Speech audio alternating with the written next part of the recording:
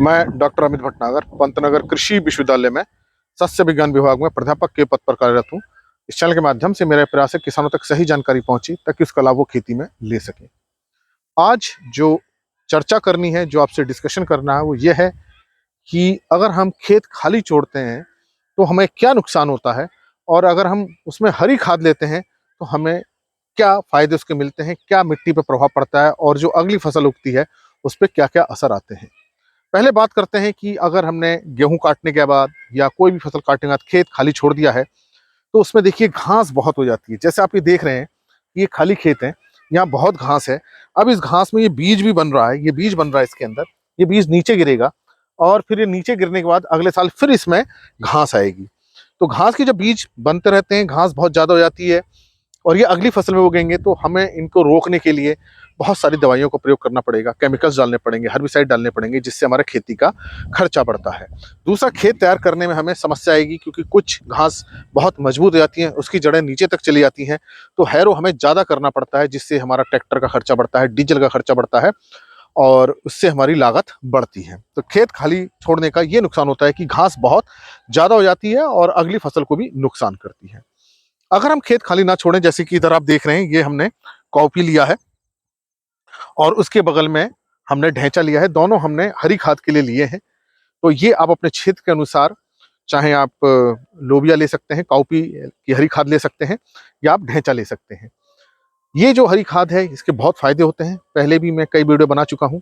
पहले बात करते हैं हम काउपी लोबिया की हरी खाद की। इसको कम पानी की आवश्यकता होती है, ऐसे क्षेत्र जहाँ पानी कम उपलब्ध है वहाँ हम इस कॉपी को ले सकते हैं। और इसकी सबसे अच्छी बात ये होती है कि आप इसमें जो इसकी फली आती हैं, अभी तो इसमें फली नहीं आई है, आने वाली हैं, उन फलियों को, यहाँ से फली निकलेगी, उन फलियों को आप सब्जी की तरह भी प्रयोग कर सकते हैं।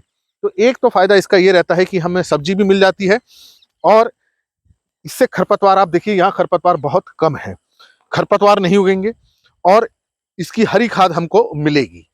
अभी हरी खाद के क्या क्या फायदे हैं उसकी बात करेंगे। अब बात करते हैं ढैंचे की। अगर हमारे पास पानी अच्छी मात्रा में उपलब्ध है तो हम ढैंचे को भी हरी खाद के लिए उगा सकते हैं।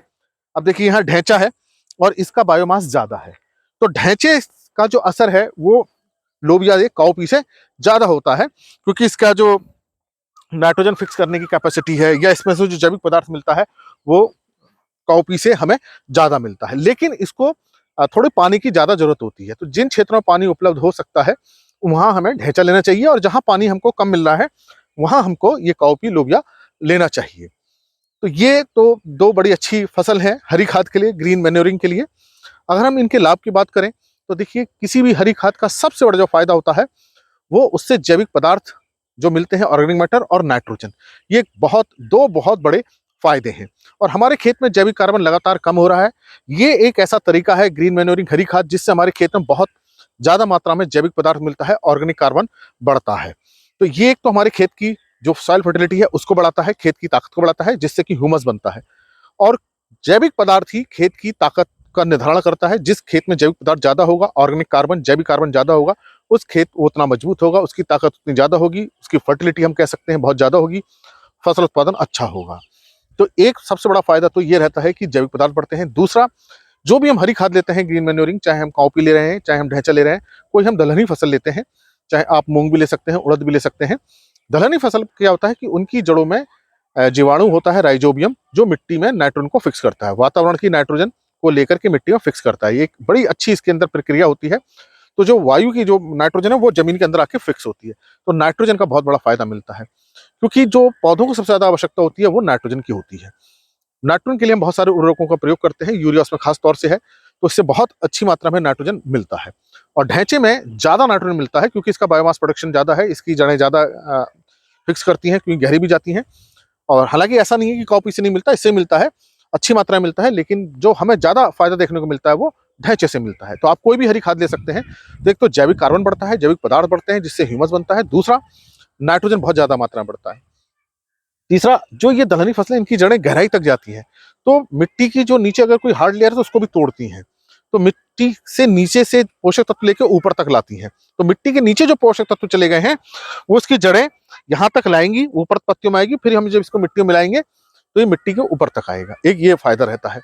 जब ऑर्गेनिक मैटर बढ़ता है तो मिट्टी की संरचना में सुधार होता है, मिट्टी भुरभुरी होती है, उसमें जल निकास बहुत अच्छा रहता है, वायु संचार बहुत अच्छा रहता है, मिट्टी की संरचना सुधरती है और उसमें जड़ों का विकास बहुत अच्छा रहता है। तो ये एक बड़े मिट्टी की संरचना को सुधारने का भी ये काम करती है हरी खाद।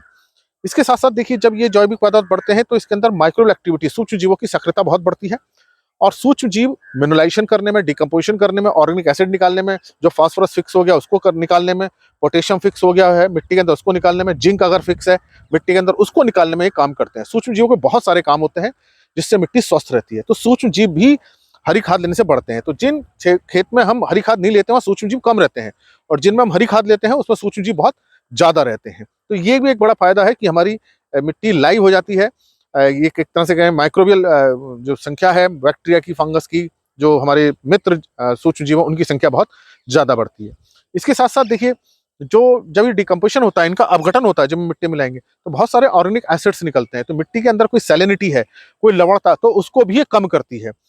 तो ऐसी मिट्टी जिनकी पीएच ज्यादा जा रही है, ज्यादा पीएच है, तो इसकी मिट्टी की पीएच को भी सुधारते हैं। तो हमें बहुत सारे इसके अच्छे रिजल्ट देखने को मिलते हैं। ऑर्गेनिक मैटर बढ़ रहा है, नाइट्रोजन बढ़ रहा है, नीचे के जो पोषक तत्व हैं वो ऊपर आ रहे हैं, मृदा की संरचना में सुधार हो रहा है, जल निकास हो रहा है, वायु संचार अच्छा हो रहा है, पौधों की जो जड़ें हैं बहुत अच्छी हो रही हैं, पोषक तत्वों की मात्रा बढ़ती है, सूक्ष्म जीवों की सक्रियता बढ़ती है, मिट्टी की लवणता कम होती है, बहुत सारे ऑर्गेनिक एसिड्स निकलते हैं जो मिट्टी में फंसे हुए फास्फोरस को, जिंक को, पोटेशियम को निकालते हैं। क्योंकि बहुत सारे सूक्ष्म पोषक तत्व फास्फोरस, पोटेशियम मिट्टी के कणों में बंध जाते हैं जो कि निकल नहीं पाते। तो ये सूक्ष्म जीव अपने अंदर से बहुत सारे एंजाइम एसिड निकालते हैं, उससे ये रिलीज होता है, निकलता है। इसके साथ साथ नीमाटोड पे भी इसका असर आता है। जिन खेतों में नीमाटोड ज्यादा होता है वहां ढैंचे की हरी खाद लेने से, चूंकि ऑर्गेनिक एसिड्स निकलते हैं, डिकम्पोजिशन होता है, वो नीमाटोड में भी कमी आती है। तो हालांकि कम क्षेत्र ऐसे हैं जहां नीमाटोड की समस्या है, लेकिन वहां अगर हम हरी खाद लेते हैं तो नीमाटोड को कंट्रोल करने में भी काफी हेल्पफुल है। तो हरी खाद के बहुत फायदे होते हैं। तो अपने खेत को खाली नहीं छोड़ना है, जैसी समय मिले आप हरी खाद इसकी आप जरूर लें, ग्रीन मैन्योरिंग करें ताकि हमारा खेत स्वस्थ रहे, मजबूत रहे, हमें अच्छा उत्पादन मिले और हमारी खेती का खर्चा भी कम रहे। धन्यवाद।